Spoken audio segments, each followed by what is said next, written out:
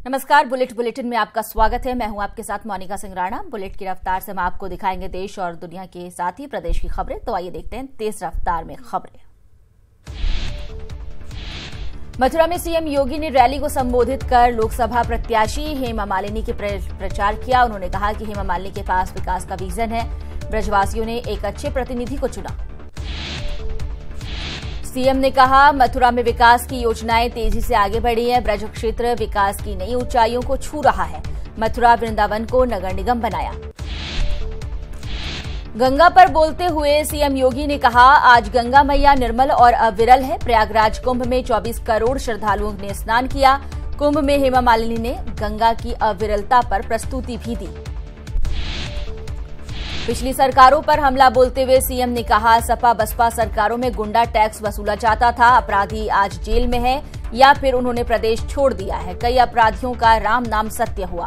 पिछली सरकारों में जो नामुमकिन था आज मुमकिन है। कांग्रेस अध्यक्ष राहुल गांधी ने दिल्ली में आयोजित एक प्रेस कॉन्फ्रेंस में कहा कि कांग्रेस देश से गरीबी को मिटाएगी। हिंदुस्तान की गरीबी पर हमने फाइनल वार किया है। अब 2 हिंदुस्तान नहीं बनने देंगे। हम 25 करोड़ लोगों को गरीबी से बाहर निकालेंगे। राहुल गांधी ने कहा कि पीएम की राजनीति से देश में 2 हिंदुस्तान बन रहे हैं। हम देश को गरीबी से निकालने के लिए गरीबों को 1 साल में 72,000 रुपए देंगे। पहले चरण के नामांकन का आज आखिरी दिन। मुजफ्फरनगर से आरएलडी अध्यक्ष अजीत सिंह ने गठबंधन उम्मीदवार के तौर पर नामांकन किया। पिछले कई चुनावों से अजीत सिंह बागपत से चुनाव लड़ते रहे हैं, लेकिन इस बार बागपत ने उनके बेटे जयंत को चुनावी मैदान में उतारा है। मुजफ्फरनगर से बीजेपी नेता संजीव बालियान ने नामांकन कर दिया है। न्यूज 18 से खास बातचीत में संजीव बालियान ने कहा कि हमारी तैयारियां पूरी है। जितना लोग चुनाव में घूमते हैं उतना मैं रोज घूमता हूं। पहले चरण के नामांकन के आखिरी दिन बागपत से गठबंधन प्रत्याशी जयंत चौधरी ने नामांकन दाखिल किया है। पत्रकारों से बातचीत में जयंत ने कहा कि हमारे लिए देश और किसान चुनावी मुद्दा है। गाजियाबाद में प्रथम चरण में चुनावों के नामांकन के आखिरी दिन बीजेपी से वीके सिंह, गठबंधन से सुरेश बंसल तो वहीं कांग्रेस से डोली शर्मा ने कलेक्ट्रेट पहुंचकर अपना नामांकन किया। उससे पहले प्रशासन की तरफ से चाक चौबंद सुरक्षा व्यवस्था की गई है। कांग्रेस प्रदेश अध्यक्ष राज बब्बर ने नामांकन से ठीक पहले शिव मंदिर जाकर पूजा अर्चना की। कांग्रेस ने बब्बर को आगरा में फतेहपुर सिकरी लोकसभा सीट से प्रत्याशी बनाया है। नामांकन से ठीक पहले मंदिर पहुंचे राज बब्बर ने 1 घंटे तक पूजा अर्चना की और भगवान से अपनी जीत की दुआ मांगी। अमरोहा लोकसभा सीट से बीजेपी के सांसद चौधरी कंवर सिंह तंवर ने नामांकन से पहले वासुदेव मंदिर में पूजा अर्चना की। उन्होंने पत्रकारों से बात करते हुए कहा कि हमारे हिंदुओं की आस्था का केंद्र भगवान भोलेनाथ का मंदिर है। नामांकन के इस खास दिन पर भोलेनाथ के दर्शन करने आए हैं और उनसे आशीर्वाद प्राप्त किया है। सुप्रीम कोर्ट ने यूपी के डीजीपी की याचिका पर सुनवाई से इनकार कर दिया है। डीजीपी ने रोड शो, बाइक रैली की इजाजत पर याचिका दाखिल की थी। लोगों की असुविधा का हवाला देकर इजाजत न देने की मांग की थी।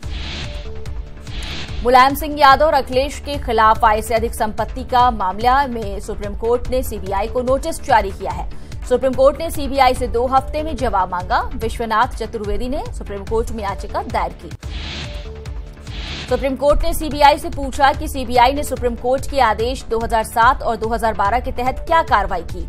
इसकी रिपोर्ट सुप्रीम कोर्ट या निचली अदालत में दाखिल करे। 2012 में कोर्ट ने पुनर्विचार याचिका खारिज की थी। मुलायम, अखिलेश और प्रतीक यादव की पुनर्विचार याचिका पर सुनवाई हुई। पूर्व मुख्यमंत्री अखिलेश यादव ने बीजेपी की रैलियों को लेकर ट्वीट करते हुए लिखा, विकास पूछ रहा है भाजपा अपनी रैलियों में केवल विपक्ष की ही बातें क्यों कर रही है? क्या भाजपा के 5 साल के शासनकाल में उनकी अपनी कोई भी सकारात्मक उपलब्धि नहीं है? मायावती ने गन्ना किसानों को लेकर ट्वीट करते हुए लिखा कि यूपी में गन्ना किसानों का 10,000 करोड़ रुपया बकाया है तो किसान कैसे खुश और खुशहाल होंगे? ये सोचने समझने की बात है। किसान विरोधी और धन्ना सेठ समर्थक बीजेपी सरकार गलत दावे कर रही है। बीएसपी सरकार की तरह मिल मालिकों पर सख्ती करके बीजेपी किसानों के सभी बकाया क्यों नहीं अदा करा रही है? सीएम योगी ने ट्वीट करके गांधी परिवार पर हमला बोला। योगी ने कहा कि भ्रष्टाचारियों के कुकर्म सामने आ रहे हैं। इन्होंने जनता को लूटा है। माननीय न्यायालय इन खानदानी भ्रष्टाचारियों के कुकर्मों की सजा देगी। इनसे सावधान रहिए। ये जेल जाने से बचने के लिए आपको जाति धर्म के नाम पर बांटेंगे। चौकीदार के डर से सब चोर इकट्ठा हो गए हैं, लेकिन कब तक बचेंगे। बीजेपी सूत्रों के हवाले से खबर है कि जयाप्रदा बीजेपी में शामिल हो सकती हैं। जयाप्रदा रामपुर लोकसभा सीट से बीजेपी की टिकट से चुनाव लड़ सकती हैं। कांग्रेस ने अपने अमरोहा प्रत्याशी को बदलकर सचिन चौधरी को टिकट दिया। इससे पहले कांग्रेस ने राशिद अल्वी को टिकट दिया था। राशिद अल्वी ने खुद पार्टी हाईकमान से निजी कारणों से चुनाव न लड़ने का अनुरोध किया था। अलीगढ़ में राजस्थान के राज्यपाल कल्याण सिंह ने अपने बयान में खुद को बीजेपी का कार्यकर्ता बताया है। उन्होंने कहा, जो पार्टी का आदेश होगा हम वही करेंगे। हम सभी पार्टी के कार्यकर्ता हैं और पार्टी के निर्णय का सम्मान करते हैं। मथुरा में सीएम योगी आदित्यनाथ ने मथुरा के बांके बिहारी मंदिर में दर्शन पूजन किया। उनके साथ मथुरा से बीजेपी उम्मीदवार हेमा मालिनी भी मौजूद रही। सपना चौधरी ने मनोज तिवारी के साथ मुलाकात की, एक तस्वीर शेयर की है। मुलाकात की पुष्टि खुद मनोज तिवारी ने की है। न्यूज 18 से बात करते हुए मनोज तिवारी ने कहा कि सपना चौधरी कांग्रेस के झूठ फैलाने से आहत हुई है। इसके साथ ही जानकारी दी कि फिलहाल सपना चौधरी से बीजेपी में शामिल होने को लेकर कोई बात नहीं हुई है। आगरा में महागठबंधन को बड़ा झटका लगा है। मथुरा के महागठबंधन प्रत्याशी नरेंद्र सिंह के भाई मानवेंद्र बीजेपी में शामिल हो गए हैं। मानवेंद्र सिंह 3 बार मथुरा से सांसद रह चुके हैं। कुंवर मानवेंद्र सिंह ने खुद न्यूज 18 को जानकारी दी। बदायूं से सांसद धर्मेंद्र यादव की बहनोई अनुजेश सिंह बीजेपी में शामिल हो गए। बीजेपी अध्यक्ष अमित शाह ने उन्हें बीजेपी की सदस्यता दिलवाई। अनुजेश की पत्नी एटा जिला पंचायत अध्यक्ष हैं। सपा सांसद धर्मेंद्र यादव ने अपने बहनोई से रिश्ता तोड़ दिया है। धर्मेंद्र अनुजेश प्रताप सिंह के बीजेपी में शामिल होने से नाराज हैं। उन्होंने कहा कि भाजपा के किसी भी नेता से मेरा कोई रिश्ता नहीं, इसलिए अब अनुजेश से मेरा कोई संबंध नहीं है। ओम प्रकाश राजभर ने एक बार फिर बीजेपी को गीदड़ भभकी दी है। उन्होंने कहा कि अगर कल तक सीटें न दी गई तो बीजेपी को बाय बाय कर देंगे। बीजेपी ने अपना दल को सीटें दे दी हैं, लेकिन अब तक हमें सीटें नहीं मिली। लगता है बीजेपी हमारा साथ नहीं चाहती है। हमारे लिए कांग्रेस, सपा, बसपा सबके रास्ते खुले हैं।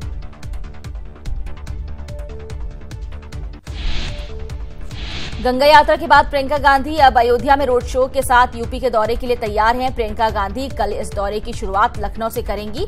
प्रियंका के इस दौरे को पूरा फोकस उत्तर प्रदेश के अवध क्षेत्र पर होगा। प्रियंका लखनऊ, अयोध्या के अलावा कानपुर और उन्नाव भी जा सकती हैं। लखनऊ में वो कई पार्टी नेताओं से मिलेंगी, जिसके बाद अपनी अवध यात्रा को अंतिम रूप देंगी। बताया जा रहा है कि प्रियंका कल से शुरू हो रहे अपने दौरे में ट्रेन यात्रा भी कर सकती हैं।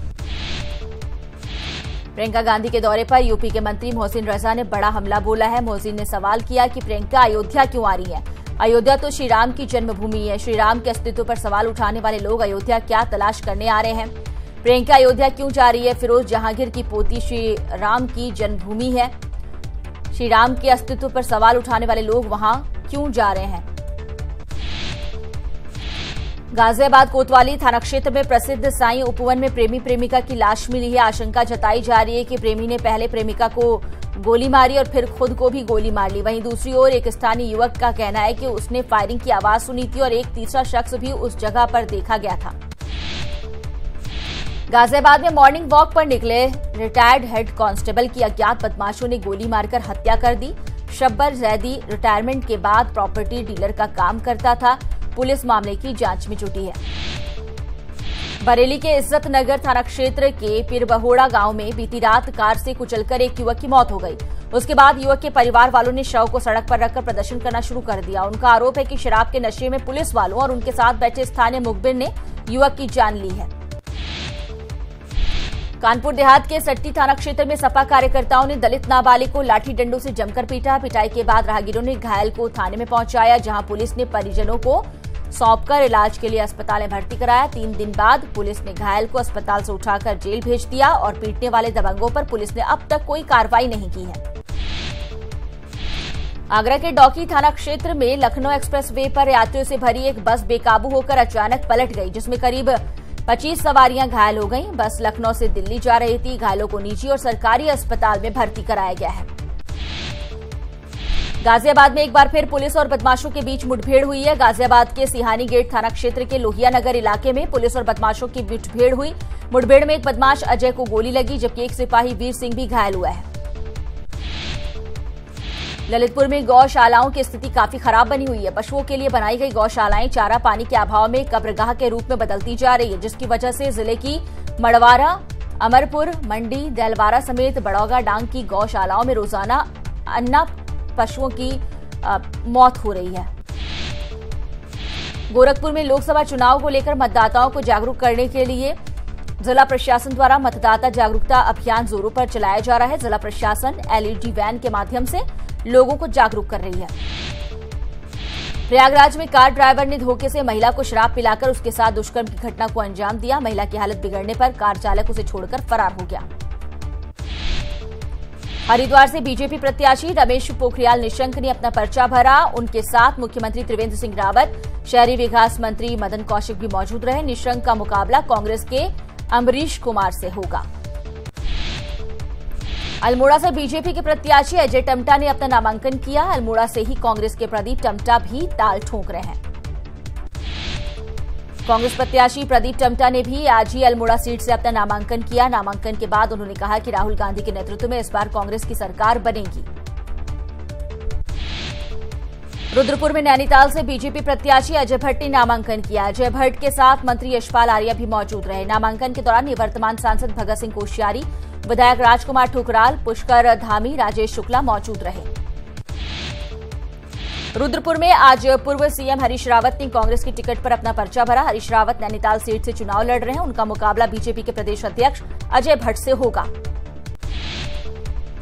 पौड़ी गढ़वाल सीट पर कांग्रेस प्रत्याशी मनीष खंडूड़ी ने भी अपना नामांकन किया। इस मौके पर भारी संख्या में पार्टी कार्यकर्ता मौजूद थे।